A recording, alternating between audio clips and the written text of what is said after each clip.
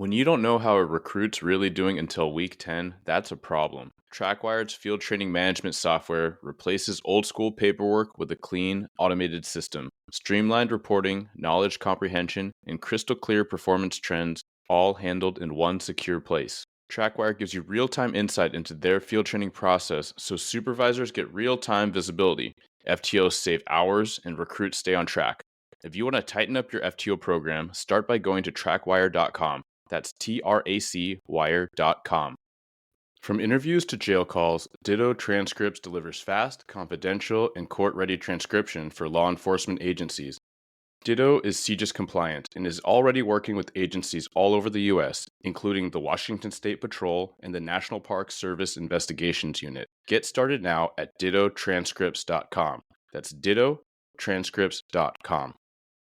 The views and opinions expressed by the host and guests of this show do not represent their employing agency, department, or organization.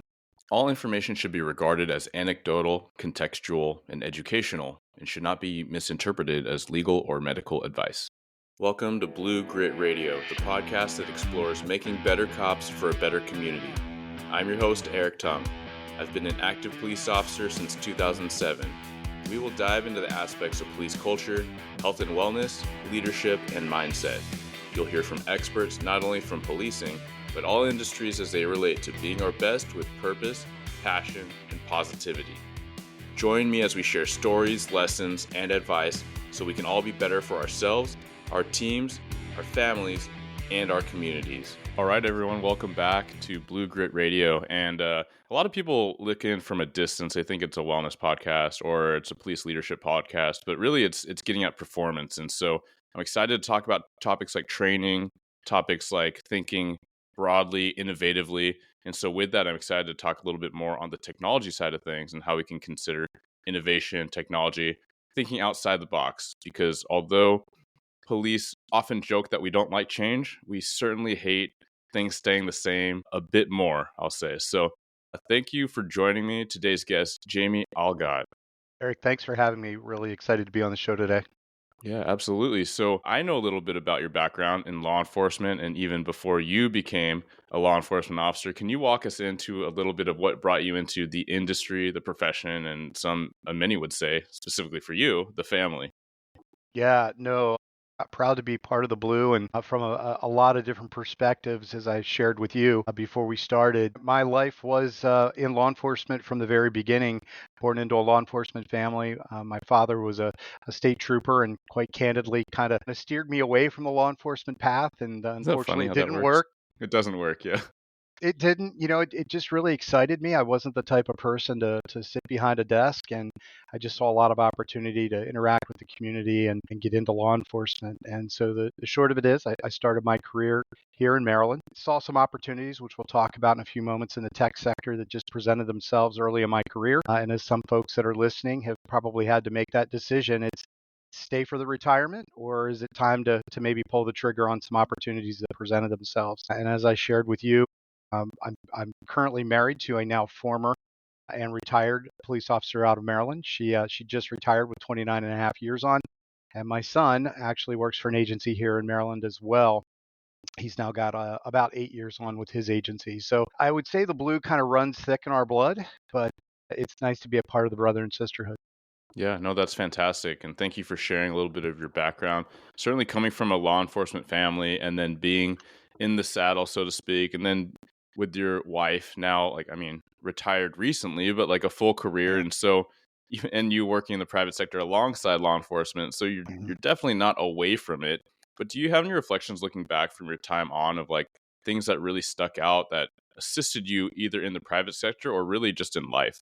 Well, I think one of the biggest things is recognizing earlier in our career how much computers and technology were going to impact the trade. It was no longer just the beat cop walking the street and you went to the blue light on the street corner. Those days were over, and leveraging technology, those innovations to help us be more efficient, more effective. Like I said, I'm thankful I recognized that early in my career and made the pivot into the GovTech sector. And I think that was very rewarding. And I think looking now at folks like my son, like my wife throughout their careers, how much technology evolved and was impacting them and their career was extremely important, no doubt.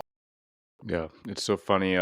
I just hit 18 years, and I feel like a dinosaur. And people kind of roll their eyes because they have a lot more time on me than I do. But then I also harken back to like where we started, or when I started, where they were at, and the tools we had. Or really, it becomes more of a conversation of the lack of tools, or the lack of. I mean, it's like systems, it's technology, it's software.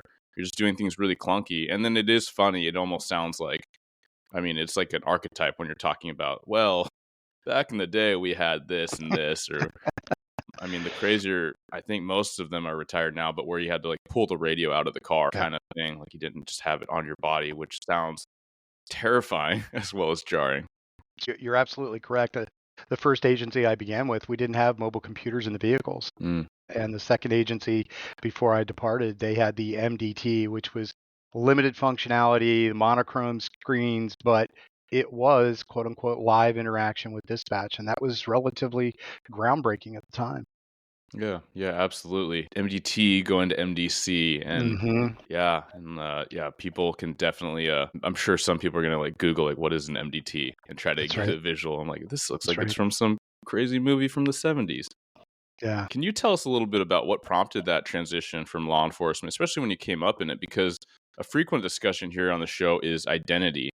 And although we know that we can often be our most effective when we're super invested, frequent conversation is being able to manage and toggle that to some degree, because one day you're going to have to hang it up, as your wife has recently found out. Mhm. But you chose to do that a bit earlier than what might have been projected when you started the career. It's interesting, and I actually track a separate LinkedIn page. I think it's something to the effect of, cop to private life or cop to Mm, private sector. yeah. And it actually talks specifically about this transition, whether it's early in your career, mid-career, obviously post-retirement. And I think the biggest thing is continuing to view what is changing, most often not in the public sector space. Government sometimes lags behind a little bit in technology, but if you watch what's taking place in other markets, the financial, for instance. If you do any of your banking, that's been online and in the cloud for a decade, and that's relatively new in public safety if you think about it. Cloud adoption. And I think that's really what happened early in my career. I saw that opportunity. There were technology providers that were coming into the market. Computer aided dispatch, CAD, and records management was at the forefront at that time. And don't want to say I was a visionary. I wish I could say that. I had a crystal ball and I knew what was coming, but that's not the reality. It just started to see that other industries and verticals were trending in that route, and it was providing me that opportunity. Quite candidly, more money, less weekends and holidays and overtime and midnight shifts, and it was just attractive at the time. And I'm happy I got to leverage the experience I had, the education that I received. I have my bachelor's in law enforcement and pre-law from Shippensburg University in Pennsylvania. And it was basically a culmination of bringing all that together. Some of the tech that I was starting to see adoption of in the field, and then just an opportunity to start delivering it to as a partner, frankly, some people say as a trusted partner, but Hmm. to the public safety agencies that didn't have technology, that were still literally on pen and paper. And that was a huge opportunity for me, the way I saw it. Yeah, that's huge. Did you get with sound thinking at the beginning, or was there something in between?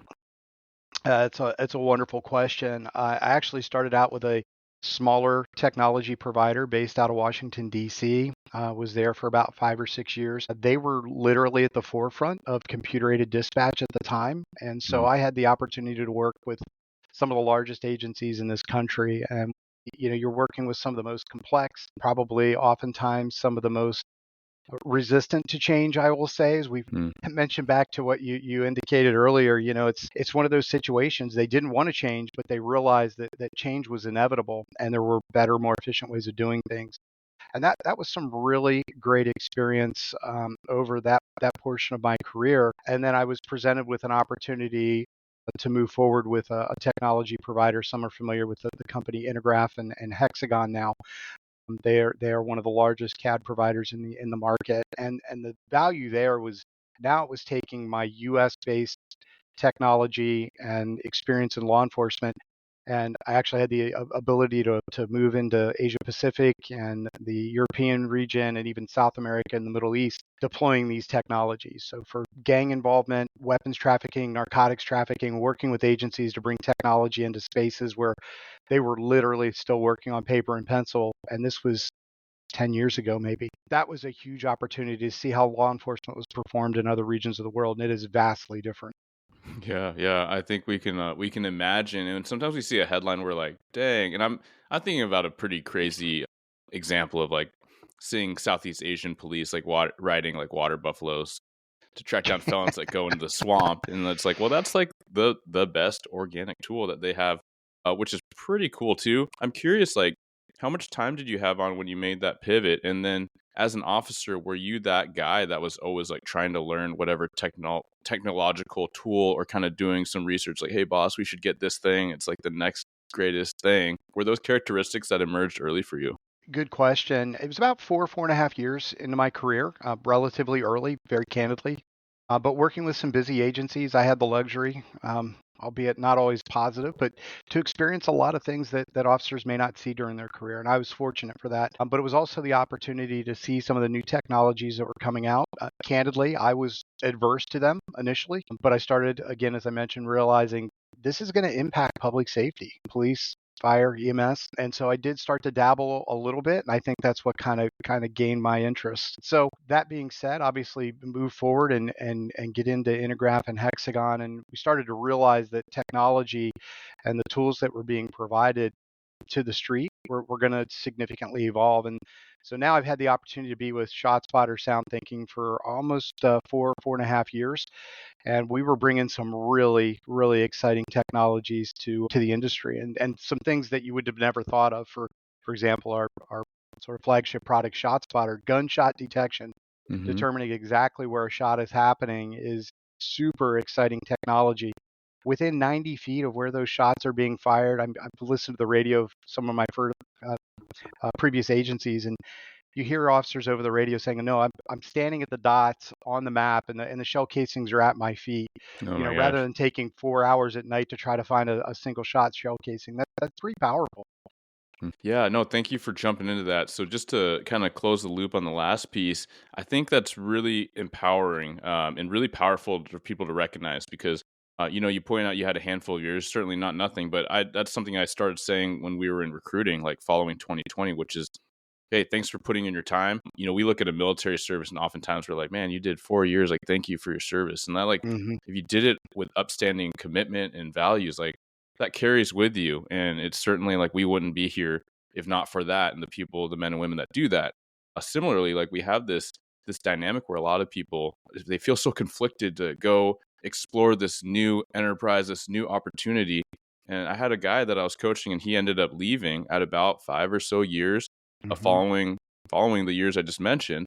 But he has an opportunity to get into security, and he's helping people and companies be safe.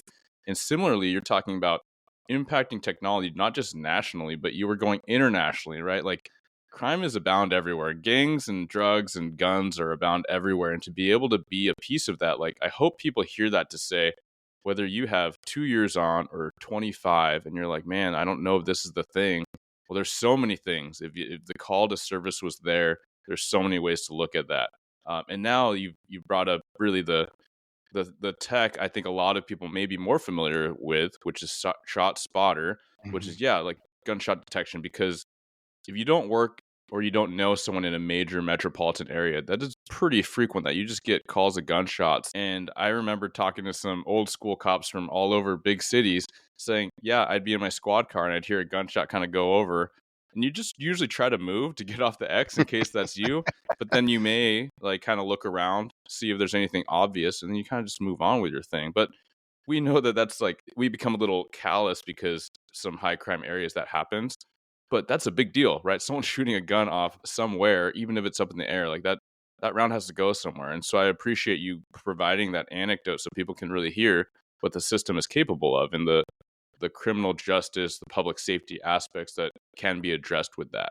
It's also rewarding, and I respect anybody who's done the job, who's gone through the academy, who's been on for 2 years, 5 years, or 20 years. It really does create a brother and sisterhood. But there's some experiences there that most people won't participate in their entire lifetime. A lot of there's some statistics out there, as you're probably aware, about how many life and traumatizing events you'll see throughout your career as compared to a civilian. And that is something that you can't take away from anybody who's done the job. But in addition to it, our industry works in lingo, terminology of abbreviations and three-letter words Hmm. for CAD and RMS, as I mentioned earlier, and all the other Yeah. acronyms that we throw around.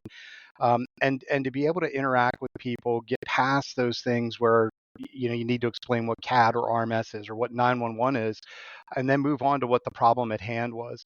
That's the powerful thing for anybody who's done this job and then is making that transition into the private sector, is then how can we leverage that experience, get past that firewall of sort of validating what you know, and then moving towards solving the problems with the technologies that agencies are exploring. And that was very rewarding. And I encourage anybody on the wellness side of things, if you're frustrated with where you are, or you're seeing retirement in the near future, start to think about how you can leverage that experience, because it's a very powerful and resourceful tool when you go out into the private sector. It's sought after, very candidly. Yeah, yeah, absolutely. I think that well, I'm glad there's emerging resources. I mean, you brought up like the private sector kind of pages, and there's like Cop Mhm. to Corporate. We've had a couple folks on, Sean Nestor, Jess, but there's people that are sharing some of their insights, whether it was their prior or their current situation, but also just recognizing like you learned so much in law enforcement, right? Like so many skills, problem solving. And then if you recognize that you have a curiosity or the spark, maybe it is tech. Maybe it is when the boss is saying, "Hey, I need to train the trainer for this thing," or maybe it is physical skills. Maybe it's hard skills. Maybe it's soft skills, communication, right? CIT. There's so many kind of countless kind of iterations we can spin out public and private sector. So no, thanks for illustrating that. So with ShotSpotter, can you tell us a little bit more about people that may have heard about it, but they're kind of curious, like, okay, what else? How do agencies really put this into practice? Or what are the things that I can consider, running up the chain to bring a tool like that to my agency? Yeah, great question, Eric. And when we sit back and look at why ShotSpotter, I think it's important to illustrate the reason why out of the gate. And these are statistics that are provided by our customers, agencies that are using the technology. And I think the alarming thing is that we see, based on some information that we get, about 80% of gunfire events inside of a city are never reported to 911. There's never a correlating 911 call. It was interesting. There's a study from the Brookings Institute. It's actually closer to 90%. They did a study within Washington, D.C., one of our customers. And then just recently, I believe it's Portland University, did just a general assessment of the community in Portland, Oregon. And they asked them, if you heard gunfire, would you call 911? And that number was at 9.3% of those surveyed. So imagine if you're trying to address, and you mentioned it earlier, gunfire is a pretty extreme event. That's a pretty important call. I know my adrenaline starts to go up a little bit as I'm sitting here just talking about it. But gunfire, violent crime, is an extreme incident. It's an extreme call that you're being dispatched to. And so now imagine if your agency is trying to work with, at best, 20% of the shooting incident data. At worst, if you take that 9.3, less than 10%, it's pretty difficult to have any type of initiative or strategy on how you're going to deal with that problem. And so this is what ShotSpotter provides the ability to fill that void. We now have the ability to detect gunfire unsuppressed outdoors in a coverage area that, as I mentioned earlier, can be to within 90 feet. We essentially triangulate those gunshots through sensors, and then we dispatch that information. We can send it to the real-time crime center. We can send it to their CAD system. But more importantly, we can send it directly to the responders in the field through a mobile device, their MDC, or their smartphone. And the advantage there, we actually encourage those responders to self-dispatch to the event. And one thing that we hear, going back to the wellness component of that, is that agencies feel safer because they're not getting Mm. dispatched to unknown trouble, shots fired, loud bang call, they're actually able to listen to the gunshots. So they Mhm. can determine, is it one or two shots? Is it 30 or 40 fully automatic rounds? And we have a whole different problem. And that level of safety and obviously how they're going to respond, that tactical awareness is pretty key. So there's a lot that we can accomplish with ShotSpotter. I'll be happy to get more into it, but that's really the nemesis, is solving for the simple fact that at best we're only working with 20% of the gunshot data in our cities. That's troublesome. Yeah, especially when you shared that stat from both angles, right? Like 90% get unreported, and then a specific area that says, yeah, like the public said, roughly the converse of that, right? Like roughly 9 to 10%, right? So that fills that Yeah. gap and makes the numbers really credible and consistent. But I think that's the crux, right? Like, I mean, no one in policing currently doesn't recognize that through all the politics and all the kind of pressures this way, that way. What should police be? What should police do? Should we go to these calls? Should we not go to those? Should we chase for this? Should we not chase for that? Violent crime is like the crux, right? Like when police were stood up in public safety, I mean, that is our biggest role as far as like affecting, curbing, managing, stopping violent crime. And so it might feel a little bit silly to some that I'm really trying to underline that, but I'm like, this is like the thing. And I know of many instances in my region, just because there is a substantial amount of crime, of officers going to shots fired, right? And we can backtrack a little bit, right? You get a call, you get a report, and you might have other ongoing disputes where like, aggression or violence is verified, but then you get a report, one caller, unknown, unknown orientation. They don't know where around their house or where around their car it was. They just heard something. And then when you work a number of years, you don't really know, is it a gunshot? Is it a car backfire? Is it fireworks? And then so you kind of wait unless you have nothing going on. You're like, okay, cool. I registered that, but I don't even have a place to look. I have like a Mm-mm. general maybe block radius, but even how sound travels, you don't really know. And then you get Yeah. more, and then you try to, the experienced officers are trying to kind of triangulate it based on where people are calling, and someone might say, yeah, to the east of me, and some people are pretty like maybe they're gun folks, and they might know like that sounds like a blank caliber, but reporting parties you really don't know, and so the mix of quality information is super varied. And then you go out somewhere.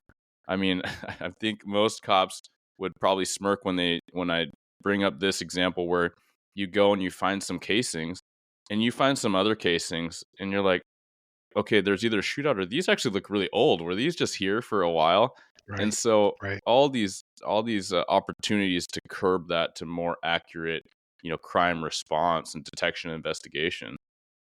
Eric, you're 100% right. And one of the things that's sort of an undernote there is, if you get a 911 call, well, where Mm, are you going to respond? You're going to yeah. respond to the 911 call. It could be 2, 3, 4 blocks away from where the actual shooting is happening. And that's one of the other powerful pieces to ShotSpotter. It's not just getting there and recovering evidence, but it's also now providing the opportunity to save a life. We can now, within that 90 feet, be dispatched right to where the shootings are. We're not worried about waiting for a 911 call that candidly may never come. And it also removes some of the other things that we don't think about. The reasons that people don't call 911 is there's fear of retaliation. If it's a gang infested area, we have shootings on a regular basis. It's one of two things. It's persistent gunfire. I'm just used to it, so I'm never going to call. But it's also the fear that the gang members will see that patrol officer outside their house, and then Hmm. they know who called 911. We know we can start to remove some of that. It's not going to dissipate all of it from the scenarios, but being able to focus on providing care, arriving with the opportunity and the mindset, I may have to apply a tourniquet. I need to render this scene safe so EMS can get in there and transport quickly. We can start to reduce the response time, the time to care, and obviously the transport time. And that's huge. Yeah. Do you have you mentioned real-time crime centers. Is that something you're seeing more and more of, like the types of agencies that came on to ShotSpotter maybe some years ago, right? And now they're standing up a more developing tool and resource like real-time crime centers, maybe drone as first responder DFR programs, and kind of integrating them all alongside each other to kind of assist this from a multiple angle response? We do, Eric. The idea of regional or statewide fusion centers, some of them are losing some of their funding, and we're starting to see that fusion center concept distill down to major agencies, and a real-time crime center is what we're seeing stood up within each of those local agencies instead. They are embracing other technologies. So one of the beauties of ShotSpotters, if that information is sent to the real-time crime center, they can activate cameras in that region. Now, with some of the integrations that are available out there, our API can send the exact location of that ShotSpotter event. We can actually have cameras pan, tilt, and zoom to Hmm. that incident before responders even get on the scene. We can see what's taking place. But you mentioned drones. Drones as first responders is obviously the new hot topic. Most of those drones have about a 20 to 30-minute flight time restriction. And if you're going between, if you receive 911 calls, in a region 3, 4, 5 blocks wide, you may never get over the actual shooting scene. What we see with ShotSpotter is now we can have a more precision response with some of those other technologies, optimizing your cameras to go right to the crime scene, but more importantly, put a DFR program directly over the scene and provide that real-time situational awareness to responders immediately. So that precision response is huge. And we're fully embracing part of that ecosystem. We know ShotSpotter is not the only magic silver bullet. We wish it was, but there are other technologies that agencies are adopting, and we want to be part of that ecosystem so they can be more efficient and effective.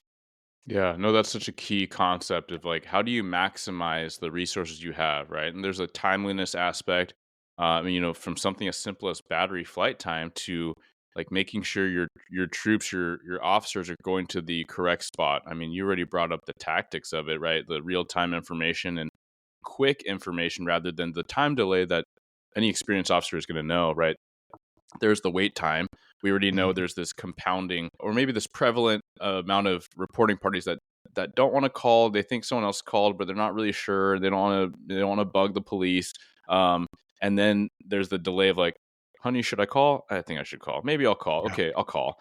And then yeah, it gets to the call receiver, and then it's a couple minutes. It gets entered in dispatch, and then you get it entered to an officer, and maybe it gets dispatched, maybe it doesn't because of what's going on. And then when you actually have someone with the drive time versus like pinpointing where it's at. You can send a drone or you can send a cop. Either way, you're not wasting time. And then you can maybe get to, as you said, like maybe someone got shot, right? Maybe it's not just like mhm, the the more mundane, like shots fired, kind of just to be a nuisance and, posturing. Maybe it's actual gun violence. Maybe it's an actual yeah. assault. Maybe it's a shooting. So, no, thank you for helping us understand that, like technology, especially when it's innovative and useful. It's integrating with all these other trainings and systems and protocols and responses to make the best outcome. I mean, that's really what these conversations are all about. Like, how do we That's right. maximize a best output for our policing teams? Well, and when you implement technology, how do you not overwhelm the existing system? And Mm, and there's other technologies that are out there. Every single bang, boom, and pop that happens in a city, and everything from fireworks to dump trucks backfiring and dumpsters being dropped from garbage trucks. We can't overwhelm the 911 center and the guys and gals on the street. Obviously, we need to have some technologies, as we do, bringing that sound that we hear through a machine learning algorithm, confirming whether it's gunfire, but sending that to a secondary step. We have what's called an IRC. It's an incident review center. So there's a machine learning computer analysis, but also a human analysis before. And typically our SLA is within 60 seconds. It's typically around 29 to 30 seconds. That two-step review process happens and then we publish it. And we actually remove about 95% of the bangs, booms, and pops that we hear. And what is published are a very low number of false positives. That's really important to note because that cry wolf syndrome eventually happens where officers are getting to the scene. If they're being constantly dispatched to fireworks, they're not mm-hmm. going to be, they're not really going to be comfortable using the technology. They're not going to rely on it. And that's one of the beauties that ShotSpotter really differentiates itself from other solutions that are out there. Yeah, no, I'm glad you highlighted that because that was kind of one of my next curiosities. So sussing that out and maybe calling it like quality control, but yeah, like credible information and giving like real data to that is super powerful. You addressed a lot of things that I think would make most decision makers. Maybe they're on the kind of teams that review and select kind of technologies. Maybe they're part of like a grant writing process or part of the Mhm. budget, or maybe they're just the bigger bosses. Like a lot of Sure. times it's someone at the top making decisions like where are you going to spend all this money on? How are you going to kind of affect the mission the most productive way? Are there any other obstacles that kind of come up, or common questions that come up from those that are decision makers that once they get those absolved, they're like, okay, no, this makes a lot of sense to implement? Some of the questions that we have are just where are we going to deploy it? That's one of the largest questions we have, and we typically will work with the agency, look at 5 years worth of incident data, and we'll go back and look at where have your armed robberies occurred, where have your homicides occurred, where have your aggravated assaults occurred, carjackings, those types of crimes that typically involve firearms. It's more working with the agency as a partner to identify the locations that they want to deploy it, Mm. and that's really key in the entire process. And then what other technologies are they implementing? I think that's important. Is it's not just coming in and here's ShotSpotter, good luck with it. It's also understanding how it's going to fit in that ecosystem we mentioned earlier. And then ongoing things, we'll have a dedicated customer success director for that agency. It's an annual assessment that takes place. How's it working? What are your best practices? How are we going to adopt our administrative policies, our business processes as an agency to see the best value out of this project and product? And that's one of the things where our customer success directors are typically command staff, deputy chiefs, chiefs from previous agencies where they've retired, looking at some of those retirement gigs that we mentioned earlier. But being able to go out and work with those agencies to strategically deploy this, it's got to be used appropriately. When you see confirmed gunfire being published to you, you need to have a response plan. How are we going to respond? What are we going to do when we get there? We're going to get out of the car. We're going to look for shell casings. We're going to look for possibly people that were injured. We may check with our hospitals if we have any shooting walk-ins, because Mm. now we may have an uncooperative victim at the hospital. We've got a shooting scene with no victim. Those are the typical policies that an agency needs to think about how they adopt and implement. The customer success directors, based on their experience, can really help with that. So it's really twofold. Where are we going to deploy it? But how are we going to change our business and response model to accommodate this new technology? And that's pretty key. Yeah, there's a few things I kind of want to focus back in on. One is, you brought it up before, and especially with your experience, but also like a lot of your team, on the Sound Thinking team, specifically Hmm. working with ShotSpotter and other technologies, which is like cultural competency, right? We know the power of cultural competency when you have trainers, when you have wellness professionals, when you have mental health counselors, right? Like when you speak the lingo, as you mentioned, and you know the context, it's so much more powerful. Like you could have a firearms instructor that knows nothing about policing.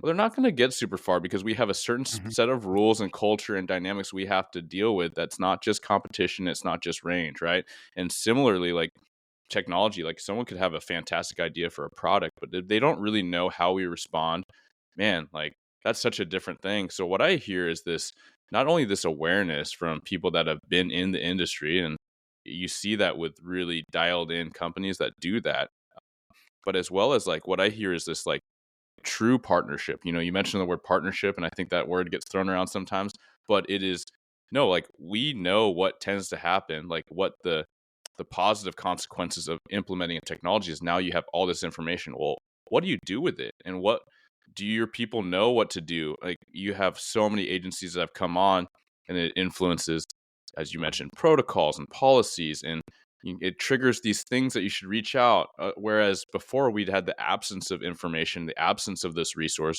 And so we're kind of, instead of just learning as we go, I almost hear this like prescriptive checklist of suggestions that will make people set up for success. Yeah, you're 100% correct. And Eric, on top of it, we're going to have potential customers and agencies who simply say, we don't have a gunfire problem here. So taking Mm. this all the way back to the very beginning of the conversation, we're not a city or a county that has a lot of gunfire problems. But you know what? Oddly enough, we have a lot of burglaries. We have a lot of quality of life types of crimes, vehicle break-ins, garage break-ins, home break-ins. Those types of things, as we know, in fact, if you subscribe to community policing and the broken windows theories, there's still those things that nag at an agency. And whether it be the elected officials, city councilmen, mayors, and so on, or obviously appointed folks, chiefs of police, and so on, those are the things that communities are going to complain about. And so sometimes it's also listening to our customers and recognizing ShotSpotter may not be the right tool, but we have things like our resource router solution for proactive patrolling. We have Crime Tracer. You may recognize that formerly as CopLink X. I think everybody on the West Mhm. Coast is familiar with the CopLink program and all that CGIS data. But using those tools to identify who the bad actors are. We know there's a very small percentage of society that commit the majority of our violent and egregious crimes. Let's focus on those individuals. Let's focus on those areas more with a scalpel and very precision types of policing. Identify those bad actors, understand their associations, their previous criminal activity, and start to take them out of the equation. So it's also when we're working with those agencies, it's listening and understanding what the right technologies are based on their strategic initiatives and also just their DNA and demographics. Yeah, you went exactly where I wanted to go, which is like it's not just shot spotter, but it's so much other opportunity, through sound thinking. And every agency is different. Every community has its own challenges, and just recognize like this all came from somewhere. It came from you can have a person or people kind of hacking at this information, and some are better than others. And a lot of times it's data driven.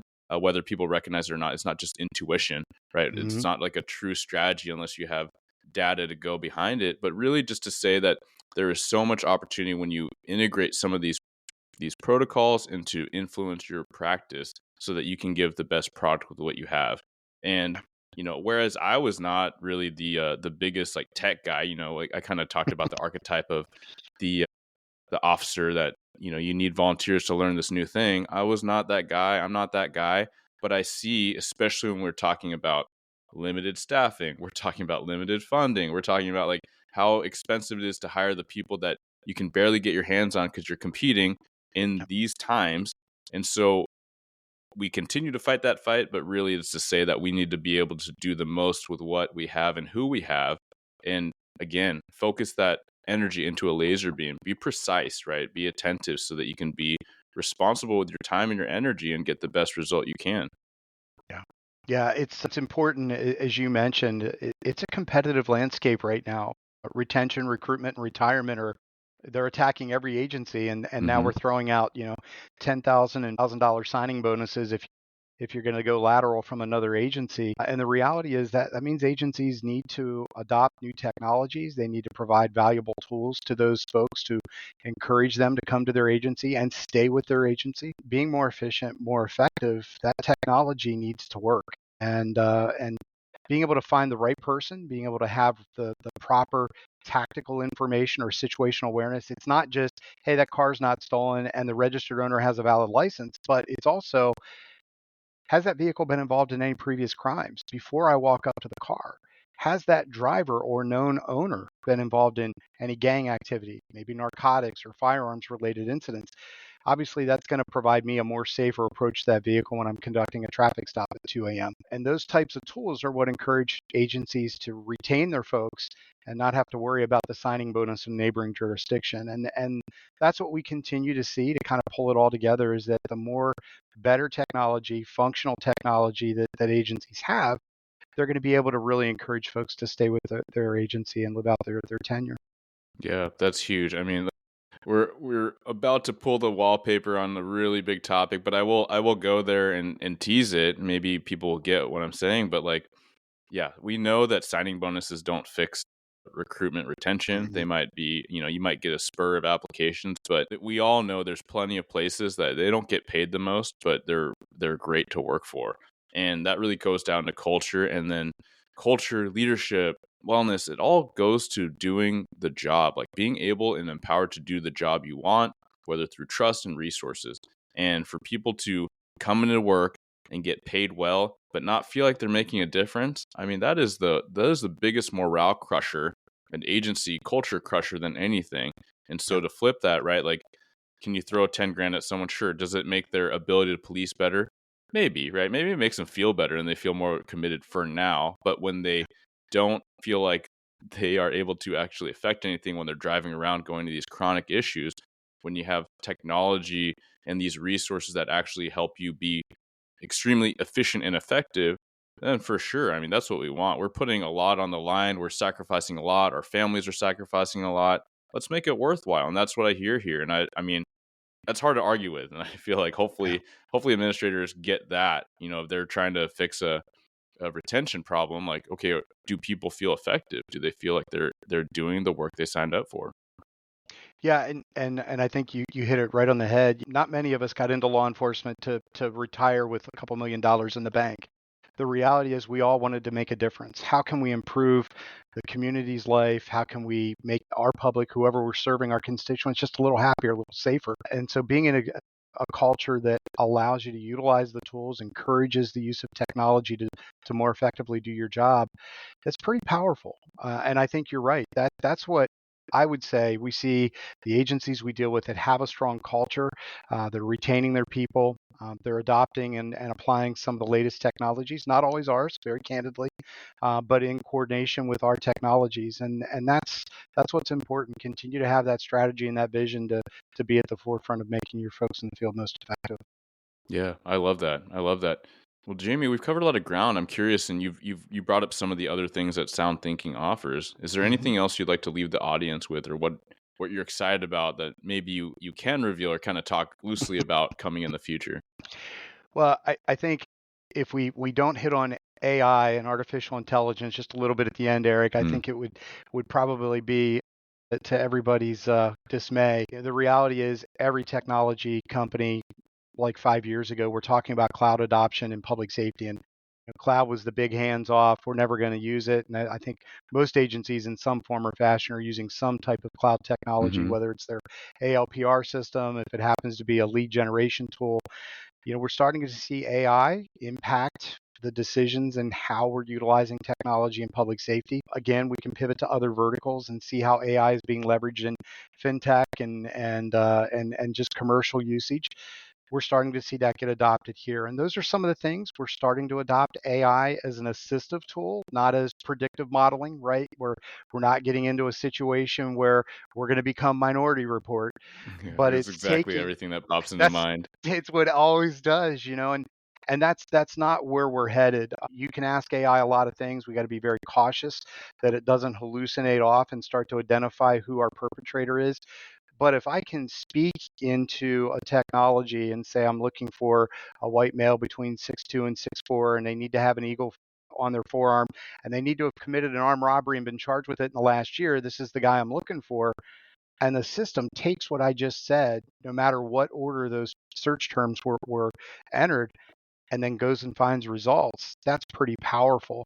To use AI to look at a vehicle going through an ALPR camera and identifying the vehicle make and model and approximate year, as well as discerning what the vehicle tag number is, um, that helps us to be more efficient and effective. And so it's an assistive AI concept, being responsible with how we adopt AI, and being careful that we are cautious with the algorithms that we're using so we don't have Minority Report come out of all this. Yeah, yeah. And what I even hear there is like, yeah, get that info and then verify, right? Yeah, and Eric, you hit on it. Everybody says, well, this is improbable cause. I 100% agree with you. It is a lead to create probable cause, right? It's more Mm, information where now you can knock on doors, make phone calls, talk to people, and establish your probable cause. But to your point, it is not pinpointing the individual who committed the crime or who's going to commit it tomorrow at 2 a.m. yeah. I mean, if we think back to an earlier point I made, like you have people and you've had people that do this kind of thing. They just have an encyclopedia in their head, right? Like you mentioned a tattoo. They're, oh, I think that might be Slim. That goes, also goes by this, or you know, and then you start sharing photos around. You're like, oh, it might be, it might not be, right? Like, and Yeah. then you send it out to an email list, and maybe there's a group of officers that might have a point you in the right direction, right? But it's just compiling all that in a more efficient, effective way, just like ShotSpotter. So, and again, verify, right? I recall a time when a bulletin went out and someone said, that is this person, and the charges went forward and it was not that person. Ooh, so don't do that. Yeah. But Yeah, definitely. yeah. Well, Jamie, thank you so much. Please tell the listeners where they can learn more about sound thinking, ShotSpotter, and more.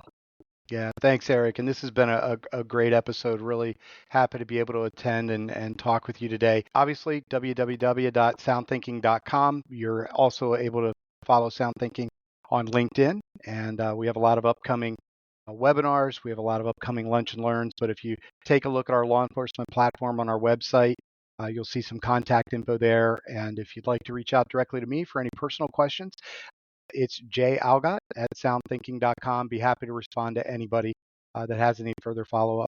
Fantastic. Thank you so much, Jamie. Thank you, Eric. Thank you for tuning into another episode of Blue Grit Radio. As always, support this community by subscribing, giving us a 5-star review, and following, liking, and sharing posts on Blue Grit Wellness on Instagram. You can reach me there or email me at bluegritwellness@gmail.com. Be well and stay gritty.